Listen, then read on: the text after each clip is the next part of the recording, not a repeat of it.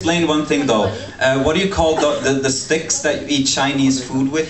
Chopsticks. Chopsticks, right? Yeah, chopsticks. In Sweden, we call them China sticks. For some reason, we call them China sticks, which is really important for this poem, somehow. Yeah.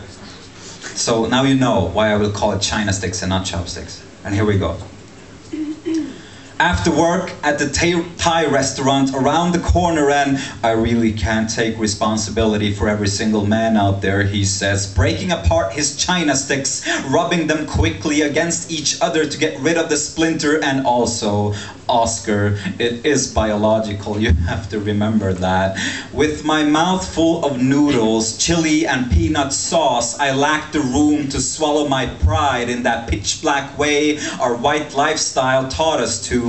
Taught us in school, taught us at football camp, taught us at religious rites of passages, taught us at professional educations with front edge next generation competence, and taught us from advertising agencies in rooftop studios in central Gothenburg, where I live, with a blinding view over my newly bought apartment with that parquetted three flooring and a comfortable depth to our banks on top of that top-notch awareness. Because awareness is the new distance, and you really have to be able to joke about everything, Oskar. I mean, simply, I choose my battles. You cannot commit to everything, all that gender stuff. Come on, he says. And we'll continue to call it China sticks, even though it's not really called China sticks. Just like it's not called Swede forks or Swede knives or Swede spoons. Just like it's not called biological that a woman's job performance always is reviewed in direct relation to her looks.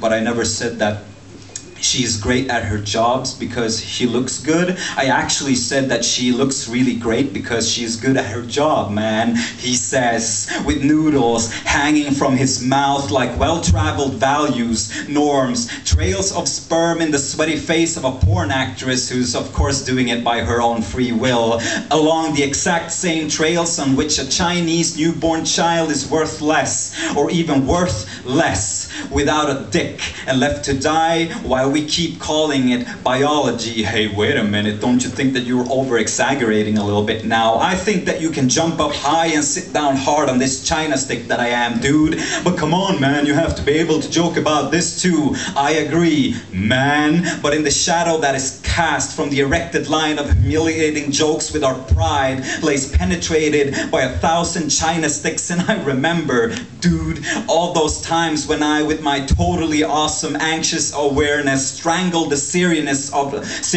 of our breath, still dripping of sweat from the sex that promised us honesty and courage, when I, with my most charming sarcastic voice, the one that I learned from endless TV landscapes ruled by white men, seeking desperate distance to anything that might just resemble a chink in their untouchable armor, that's when I said to her, hey honey, if it hurt when we just had sex when I was awesome, why don't you go online and write amnesty about it? Just joking!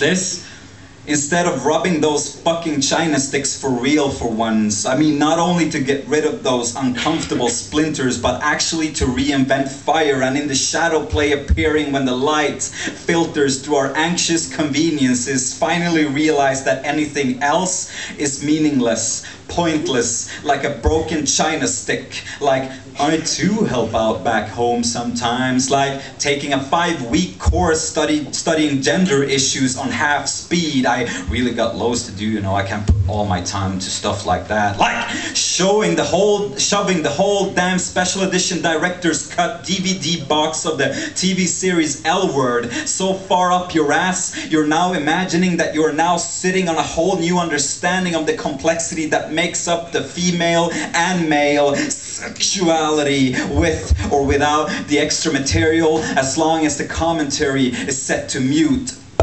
That way, we don't have to listen, learn that awareness and biology are nothing more than lame fucking excuses to escape responsibility, and the fact that it is so much easier to be clever than to be kind.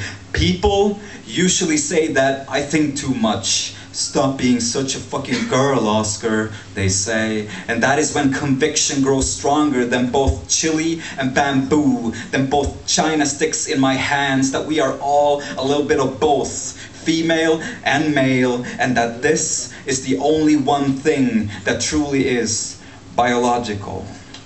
Thank you. Thank you so much, Madrid. I have my record. I think that will be